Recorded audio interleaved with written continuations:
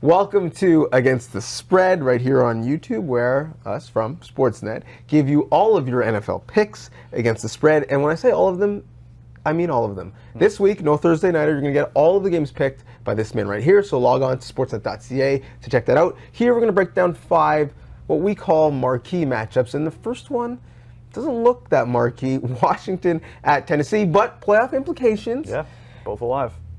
Barely alive are the team from Washington. That's why they are huge underdogs, but the public actually is so far betting with Washington. Do you like them or do you like Tennessee? I like Tennessee to win big here. I think Derrick Henry is going to continue to do, I mean, we were just talking about what a fantasy bust he was until a couple weeks ago. And I think he's going to keep that rolling against a Washington team that has given up as many yards in the last 2 weeks as Derrick Henry has run for in 400 yards. So I don't see how they can stop him, and I don't see how Josh Johnson can lead this offense to more than the 13 points we saw against Jacksonville. So I like the Tennessee Titans big in this game. I think the key word you said is given up. It's late in the year, everyone's sore, and we've seen guys make some business decisions not wanting to tackle Derrick Henry in the open field. Do you think Washington does? They're not going to the playoffs. So this is a team that is going to the playoffs in Tennessee and a team that isn't, and that's why I think you're right. Tennessee does win big. Vegas thinks this is going to be a close game. Baltimore going to LA to play the Chargers. It's actually come down, even though the Chargers are still the favorites. Do you think they should be? I think they should be the favorites at home against a Ravens team that has really started to roll with Lamar Jackson under center. In the last 5 games since he's taken over, they're averaging 230 yards rushing a game. But I think this week the Chargers find a way to contain Jackson and company and slow down this offense that is really one-dimensional when it comes down to it. And the Chargers have an underrated defense. They're top 10 against the rush and in general. And I think the way we saw them come back, the Chargers, against Kansas City last Thursday, that's a real character win. I think they're going to keep it rolling, and I wouldn't be surprised if they end up jumping the Chiefs here with the game in Seattle that they have. Yeah, the interesting thing for me in this game is the Ravens do look better, arguably, than they have, maybe other than the start of the year. Yeah. But the Chargers look like maybe the best team in football. Yeah. When you have an athlete like Derwin James that might be able to spy Lamar Jackson and take away some of those big chunk runs, I don't know if they're going to be able to throw it consistently to stay with Phillip Rivers and the basketball players he's playing with on offense. I, too, like the Chargers in this one.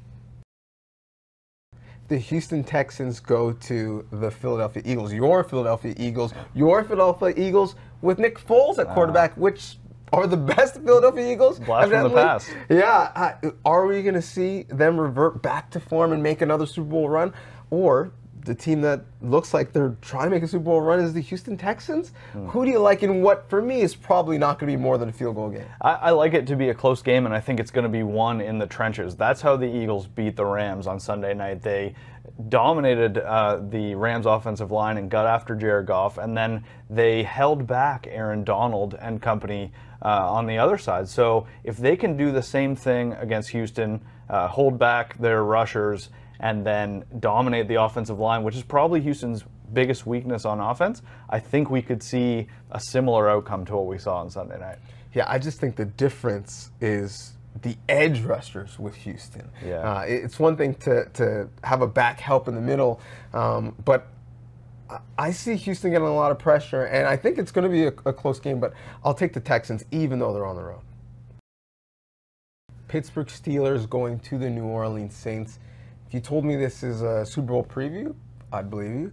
But these teams have some bad losses on the resume to go along with some great wins. Yeah. You told me they'd be out in the first round.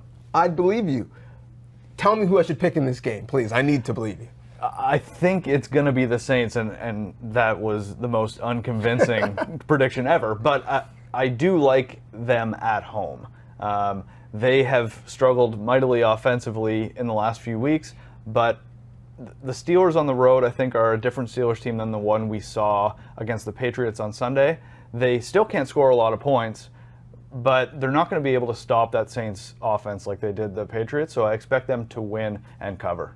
Yeah, if this was a neutral site game like the Super Bowl is obviously going to be, I may lean Steelers. But the fact that it is in New Orleans, that they are at home, and that Pittsburgh has struggled on the road, for sure for me, I trust Drew Brees in a dome at home much more than I do trust Ben Roethlisberger anywhere on the road. Give me the Saints. This is going to be a really interesting primetime game. Kansas City goes to Seattle. I'm looking forward to watching Russell Wilson and Mahomes ball out for 4 quarters. But at the end of those 4 quarters, who's going to be winning?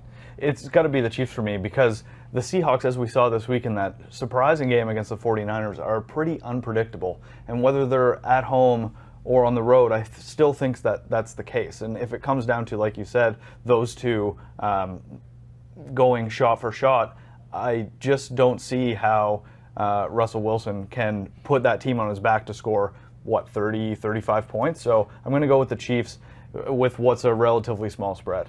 Yeah. And the thing is, I don't know if they're going to need to score 35 points because, to start this year, out of the first 12 games, the Chiefs scored 30 or more. Since Kareem Hunt, obviously not playing, they haven't been able to put up the big numbers and get over 30. And so when you see Doug Baldwin looking much healthier, you see Carson getting more and more carries week to week, I actually think Seattle, especially at home, is going to be able to squeak out a win in this one. And so I'm going to take the Seahawks.